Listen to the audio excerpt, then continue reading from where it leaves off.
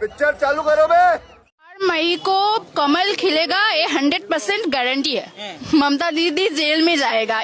गोबर में पकवान और पनौती में भगवान, सिर्फ अंधभक्तों को ही दिखाई दे सकते। भाई अखिलेश यादव का पुतला फूंक रही थी, कुछ झुलस गई, कुछ चेहरा जल गया उसका, और जलने के बाद हॉस्पिटल में हो गई भर्ती। अब कोई नहीं पहुंचा उसे मिलने, मगर प्रकट कौन हुआ? जिनका पुतला फूंक रही थी अखिलेश यादव, वही अस्पताल में हो गए प्रकट। और भाजपाई सारे के सारे हैं बेईमान, कोई नहीं पहुंचा इस महिला विधायक का पूछने के लिए हाल चाल। तो ये उनका हो रहा है बुरा हाल। और बहनों, 4 महीने में मैंने कमर्शियल सिलेंडर सीधा 1518 रुपए बढ़ा दिया। 1 मई को तो मैंने सीधा झटका दिया 993 रुपए का। और अभी तो इलेक्शन खत्म ही हुए हैं, ये छोटा सा सरप्राइज आप लोगों के लिए। गैस के अलावा पेट्रोल डीजल भी बाकी है। और सबसे बड़ी बात, अभी तो साल के 8 महीने और बाकी है। तो सारे बोलो अब की बार फिर मोदी से चौंकाने वाला एग्जिट पोल जो इनके अपने मालिकों को ही चौंका करके रख देगा। इनफैक्ट जो इनकी पापा की पार्टी है वही सदमे में चले जाएंगे यहाँ। कल वोटिंग के दौरान हमारे देश के प्रधानमंत्री मोदी जी वाराणसी पहुंचे एंड भाई त्रिशूल विशूल लेके डमरू वमरू बजाने लगे। मतलब मोदी जी अपने आप को शिव जी समझने लग गए इस टाइम पर। मतलब मोदी जी को देख के शिव जी भी सोच रहे होंगे भाई इतना तो मत कर, कम से कम यार कुछ तो छोड़ दे यहाँ पर। अब सोचो वोटिंग के टाइम पर हमारे देश का प्रधानमंत्री इस तरीके की फोटो ऑप्टिक्स कर रही है। प्रधानमंत्री मोदी सनातनी हिंदू है, मैं भी हिंदू हूँ और मैं भी भगवान की बहुत पूजा करता हूँ, बहुत मानता हूँ भगवान को। लेकिन हम लोग भगवान की पूजा अकेले में बैठकर कर सकते हैं। हमारे को इसके लिए फोटोज रिलीज करने की और वीडियोज रिलीज करने की जरूरत नहीं होती। लेकिन ये सब इसलिए किया जाता है जिससे कि वोटर्स निकल कर बाहर आ जाए। थोड़ा सा तो और लेवरेज ले लूं धर्म के नाम के ऊपर, एक हो जाओ सारे। जिस धंधा बंद करवाएगा। हाँ भाई, कैसी लगी? दोस्तों, अगर आप बेरोजगार हैं और आपकी नौकरी नहीं लग रही है तो आइए मैं मिलवाता हूं एक शख्स से जो आपकी नौकरी लगवा देगा। गाड़ी स्टार्ट कर। की नौकरी लग रही है। अभी महोबा जिला है, महोबा जिला से एक खट्टी नौकरी की अर्जी बनी, एक खट्टी लड़का गया है। तो स्कूल, पढ़ाई, किसी भी चीज की जरूरत नहीं है। अब आपको वोट डालने की भी जरूरत नहीं है, सरकार चुनने की भी जरूरत नहीं है, क्योंकि अब ये जिम्मेदारी उठाएंगे इस देश के पाखंडी बाबा। और हमारे धीरू भाई की तरह ये भी तैयार हो चुका है पूरी तरीके से। इसके पीछे भी एक भीड़ का अंबार लग चुका है। तो हमारे देश में साइंटिफिक टेम्परामेंट बढ़े या ना बढ़े, लेकिन इन पाखंडी बाबाओं की तादाद बढ़ती चली जा रही है। और उसका कारण सिर्फ हम नरेंद्र मोदी है।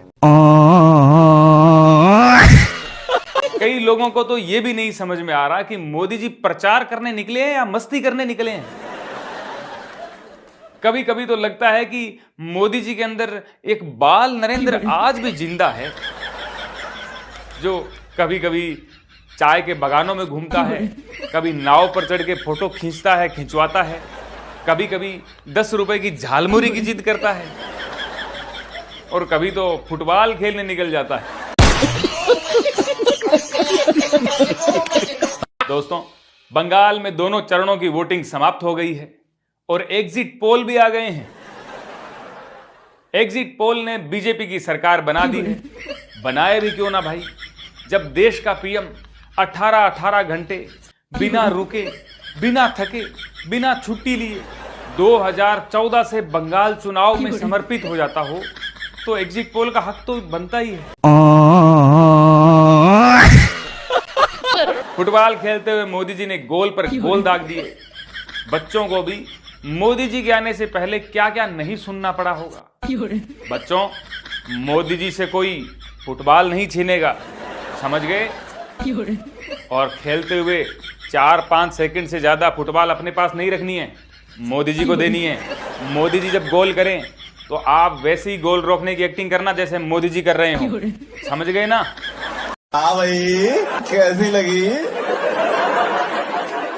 आगे का प्रधानमंत्री इस तरीके की फोटो ऑप्टिक्स कर रहा है। ये क्यों कर रहे हैं हमारे देश के प्रधानमंत्री? क्या ये सब करने के लिए कोई और दिन नहीं हो सकता? डेफिनेटली हो सकता है, लेकिन ऐसी चीजों का डायरेक्ट इंपैक्ट बीजेपी के वोटर्स के ऊपर डेफिनेटली पड़ता है। बीजेपी अपने आईटी सेल को यूज करके ऐसी फोटोज को, ऐसी वीडियोस को भयंकर लेवल पर शेयर करती है पूरे के पूरे व्हाट्सएप ग्रुप्स में, एंड इनके वोटर्स तक ये फोटोज, ये वीडियोस पहुंचती हैं। जो वोटर्स इनके साइलेंट होते हैं या फिर बाय चांस घर पे बैठे होते हैं, ये सब कुछ देखकर उनके अंदर तो एक एनर्जी आ जाती है, लेकिन इलेक्शन कमीशन, इनके अंदर एनर्जी कब आएगी भाई? ये सब चीजें एक्चुअली में मॉडल कोड ऑफ कंडक्ट का एक बहुत बड़ा उल्लंघन है, जो कि इलेक्शन कमीशन के खुद के बनाए हुए रूल्स है। किसी विपक्ष पार्टी ने, कांग्रेस या फिर किसी और पार्टी ने नहीं बनाए। तो उन रूल्स को इलेक्शन कमीशन फॉलो क्यों नहीं करता यहाँ पर? इस सज्जन को क्या तकलीफ है भाई? 5 राज्यों के चुनाव परिणाम 4 मई को आने वाले हैं, बाकी जगह का पता नहीं, लेकिन अगर बंगाल में जीत जाएंगे तो पूरे देश को बंगाल की मछली खिलाएंगे। ऐसा मैं नहीं कह रहा हूं, ऐसा कहना है बीजेपी के प्रवक्ता अजय आलोक का।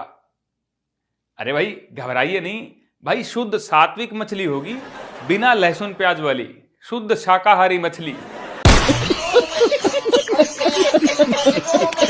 दोस्तों, कमर्शियल सिलेंडर का रेट 993 रुपीज बढ़ चुका है। पहले लगभग 2000 रुपए के थे और अभी 3071 रुपए का हो गया। वो सिलेंडर जो व्यावसायिक यूज के लिए होते हैं उसका रेट 993 रुपए बढ़ा है। आपने सोचा है ये क्यों हुआ? ये सब बस इलेक्शन तक रुके थे कि जब तक बंगाल में इलेक्शन ना हो जाए, असम में इलेक्शन ना हो जाए, जब तक इस चीज को रोक के रखो। जैसे इलेक्शन होएगा वैसे ही रेट में इजाफा कर दिया जाएगा। और याद रखना, अभी सिलेंडर का रेट बढ़ा है, गैस उसी पेट्रोलियम से, उसी क्रूड ऑयल से निकलता है। कुछ दिनों में पेट्रोल भी महंगा होगा और जो घरेलू सिलेंडर है वो भी महंगा होगा। अच्छा, तो दोस्तों आप लोगों को क्या लगता है कि पेट्रोल और डीजल का भी रेट बढ़ेगा या नहीं, और बंगाल में किसकी सरकार बनने वाली है, आप कमेंट में बता सकते हैं। अब अगर आप रेस्टोरेंट में कुछ खाने जाओगे या फिर फास्ट फूड वगैरह खाना शुरू करोगे तो उसका रेट आपको डबल रेट में मिलेगा। यानी जो समोसे आपको 10 रुपए के मिलते थे, जिस रेस्टोरेंट में आपके फूड के बिल 500 का आते थे, वो अब 1500 के आएंगे सीधा। क्योंकि सिलेंडर का रेट बढ़ा है तो उसका फायदा उठाकर भारत के छोटे मोटे से लेकर बड़े व्यापारी जो कि रेस्टोरेंट वाले हैं या फिर ढाबा वाले हैं, वो लोग चीजों का रेट डबल तरीके से बढ़ाना शुरू कर देंगे। क्योंकि सिलेंडर 993 रुपए महंगा हुआ है, 90 रुपए 100 रुपए नहीं, 993 रुपए। बाकी महंगाई मुबारक हुआ।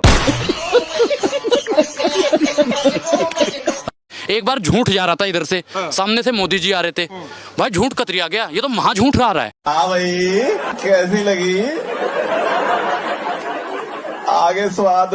इनकी तरह कोई फेकू जीवी थोड़ी है, विज्ञापन जीवी थोड़ी है। क्या बात कर रहे हैं? 500 करोड़ से ज्यादा इन्होंने अपने विज्ञापन पे खर्च कर दिया, उतना हमारे पे खर्च कर देते तो 2 दिन इंडस्ट्री बन जाती, कम से कम करोड़ लोगों को रोजगार दे देते। बात तो सही है। अगर आप लोग वही दिखा देते ना तो ये 19 में ही मटिया मेट हो जाते, गुजरात चले जाते, वहां पे कहते भाइयों बहनों आलू लो, टमाटर लो, प्याज लो।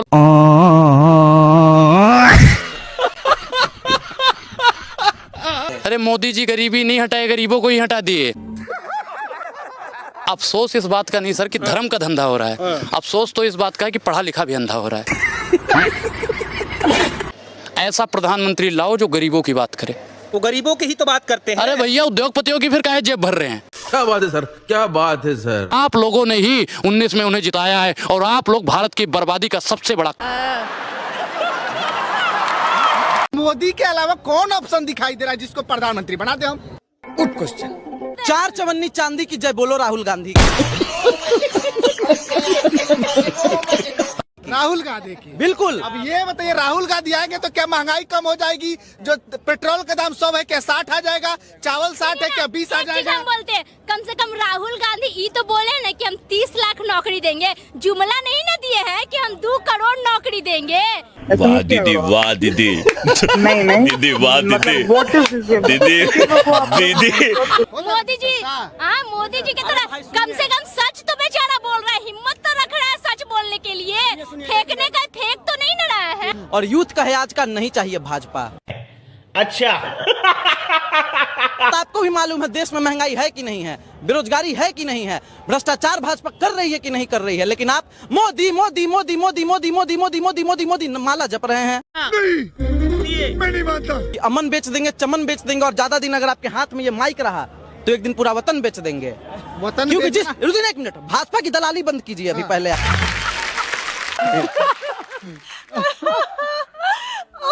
लगातार भाजपा की दलाली कर रहे हैं, कभी 400 पार कह रहे हैं तो कभी कह रहे हैं कि जय शाह का पापा ईमानदार है। ईमानदार अगर है तो ऐसे ही तड़ित पार था। दलाल मीडिया की 3 दवाई, जूता चप्पल और कुटाई। जो भी व्यक्ति संविधान के विरोध कर रहा है, अमन छीन लेंगे, चमन छीन लेंगे, और जो मेरे संविधान के खिलाफ बुरी नजर डालेगा हम उसकी अर्थी पर से उसका कफन छीन लेंगे। ये बड़ी अच्छी बात कही आप। खेतों में टाइल्स की जहाँ तक बात है, और जो भी ऐसा बोलते हैं, मुझे लगता है कि वो मोदी जी के द्वारा नाली के गैस से बनाए हुए चाय को पीकर। ये भी जो पॉलिटिक्स की बातें करता है मुझे कुछ समझ नहीं आती, पर ये मैं श्योर होती हूँ कि मेरी बात नहीं हो रही उसमें। अगर आप लाइफ में किसी को चूज करते हैं और उसमें थोड़ा फर्क होता है ना, आई थिंक उसमें बहुत मजा आता है।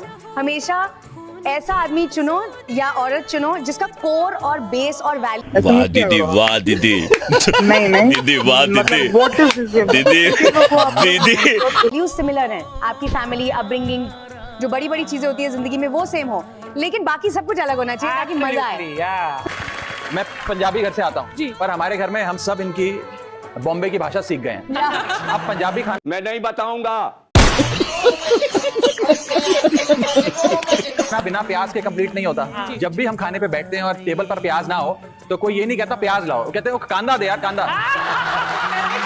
दाल बनती है, दाल डालनी होती है, हम पंजाबी में कटोरी कहते हैं, कटोरा कहते हैं, कहते हैं वाटी लाओ, वाटी वाटी। पिक्चर चालू करो बे।